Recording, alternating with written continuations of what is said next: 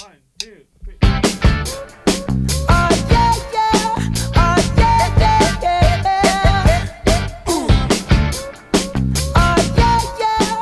Hi, this is Kevin Smith with the IT Transformation Institute, and this is Chapter 5 in our series on World-Class IT Service Management.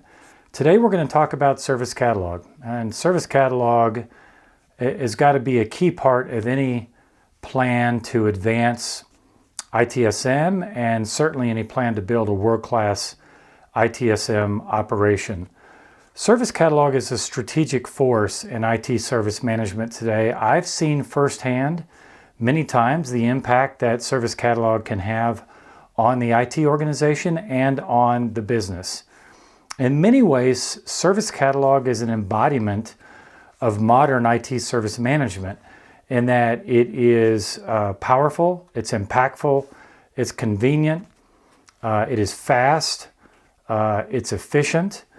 All these things that we need to make IT service management in the years ahead are represented by Service Catalog. So we're going to dive into some of the details of Service Catalog in today's video, and I'm sure you'll enjoy it.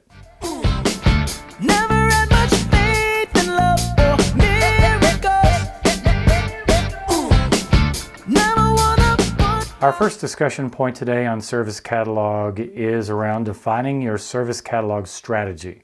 This is the right place to start.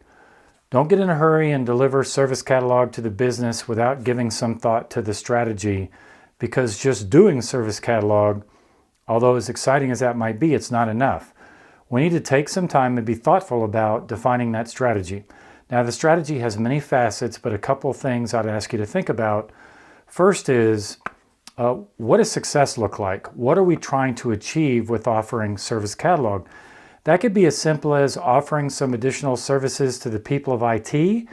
It could be bringing Service Catalog to a broader range of services to the business. And I've seen cases where that could include facilities offerings, it could include HR offerings, it could include finance offerings, it could include marketing offerings. There's really no limit to what Service Catalog can do. But define that strategy and what does that success look like, and know how you're going to measure success. Then that's going to help you make the tough decisions to establish priorities as you work through completing Service Catalog and launching it to the business, whether it's the first time or whether this is an upgrade to Service Catalog or a new version.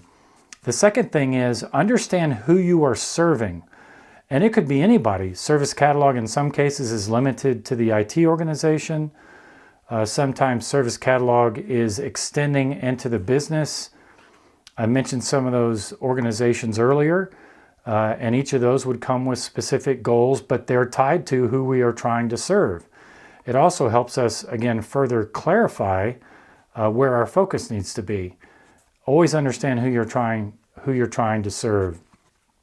And then as we're working through that delivery of Service Catalog, keeping these things first and foremost and having this strategy in place is going to greatly improve our chances of having a success and ensuring that all of our users have a great experience and are completely satisfied.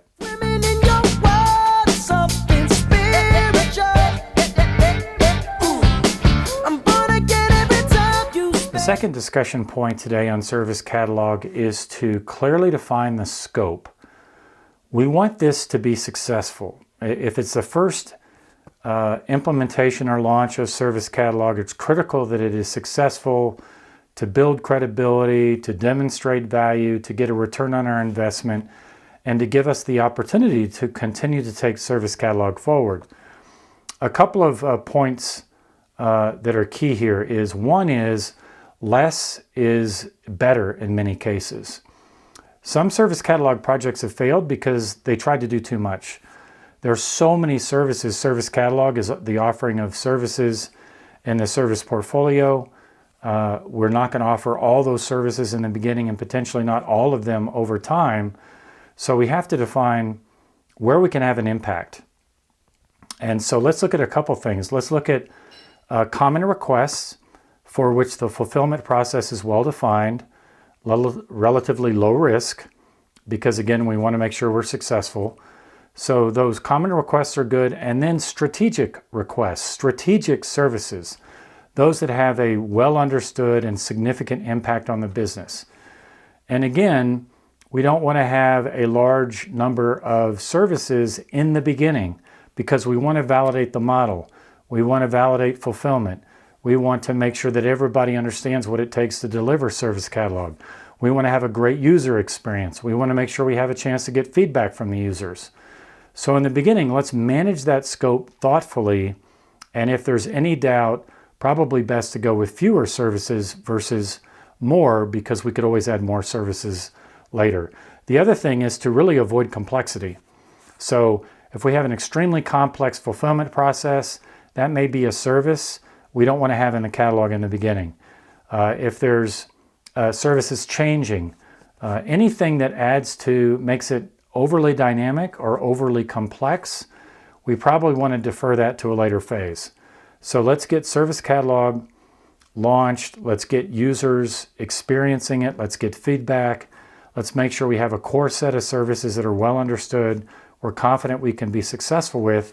Let's get that foundation, let's get that baseline, and then we can build from there.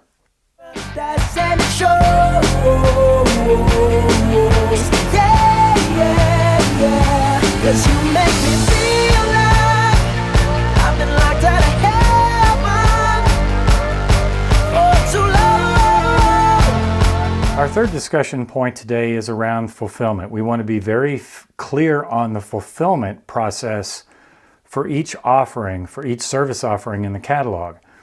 And there are a few things to think in mind. So just offering the service is not good enough. We have to be great at the fulfillment process, because that's ultimately going to have the biggest impact on the requester, on the user of the catalog. If fulfillment is great, their experience is going to be great. And we want that fulfillment process to be consistent. We want it to be reliable, and we want it to be fast. That is a further representation of what the catalog itself has got to be, what this whole experience should be. And so make sure that as we are selecting, back to the previous discussion point around the scope, as we're selecting services we want to put in the catalog, we have to be very clear on how well we have defined that fulfillment process. And if we're not confident we could do that consistently and reliably, then that service may need to be deferred and offered in the catalog at a later time. And so once we understand that fulfillment process, we can define that within the IT organization, but we may find there are dependencies beyond IT in the business. Other individuals or teams that we are going to rely on to execute a part of that fulfillment process. So make sure we are communicating those dependencies, make sure we have an extended cross-functional team to be great at delivering on the fulfillment, that we're all highly confident we can meet that criteria of consistent and reliable and fast. And then that probably passes the standard for a service that we want to make available in the catalog, and takes us a step closer to ultimately what will be a great success.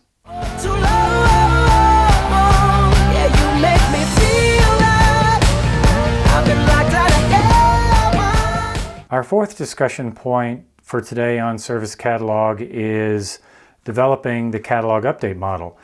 Now, we're going to assume success.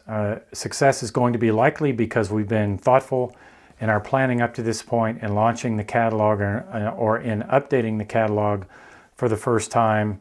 But before we get too far, we need to make sure exactly what that update model looks like. And there are a few things that we need to consider, again, assuming this is going to be available for years, 5 years, 10 years, potentially even more. One is, as new services become available and we're going to add new services to the catalog, how do we do that?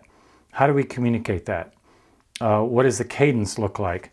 How often are we going to entertain updating the catalog and adding those new services based on demand, based on other business factors, and those new services will pass the tests that we talked about earlier.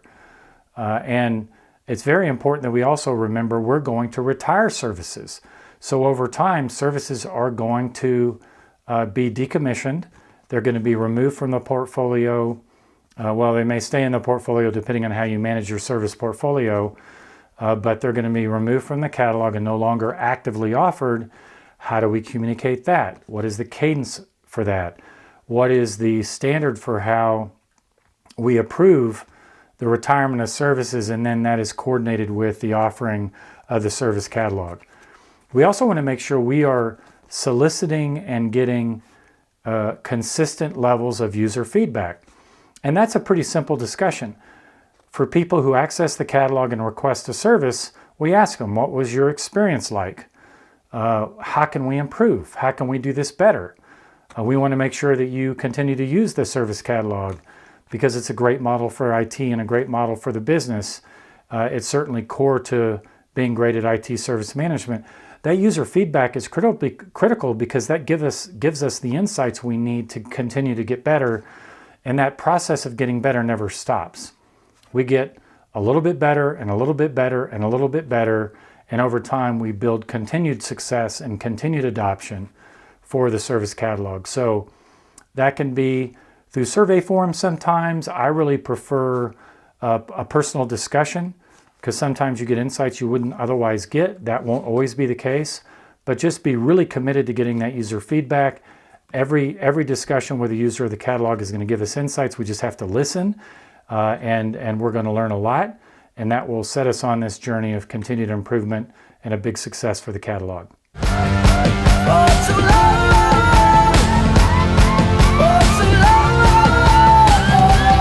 Well, I hope you got a few good ideas from the video today. It was a little longer than normal, but we had so much to talk about with Service Catalog, and we just wanted to bring a little more information to you today. But Service Catalog really is a key to IT service management and a key to the business. It truly is strategic and highly impactful with a virtually unlimited scope of influence on the business.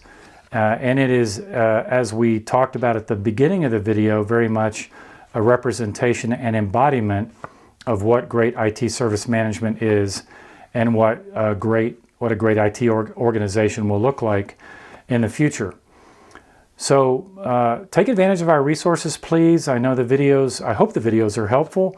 I've heard some great comments from you on the videos. We're going to continue to extend these chapters. We have this series on world-class IT service management. We have a series on IT transformation. The video models on each series are very consistent. We have training offerings that you can find on the website on the Training and Consulting tab, virtual online training, and in-person instructor-led training. We have 3 books that are available. If you find yourself with an appetite for a lot more detail on World-Class IT Service Management, check out our book by that same title. And it has a full chapter on Service Catalog and on many other of the key areas that we've identified. So we are extremely grateful that you choose to spend your time with us and listening to these videos. We sincerely appreciate that, and I look forward to meeting some of you in person when that opportunity presents itself. So as always, thanks for listening, and let's make IT great.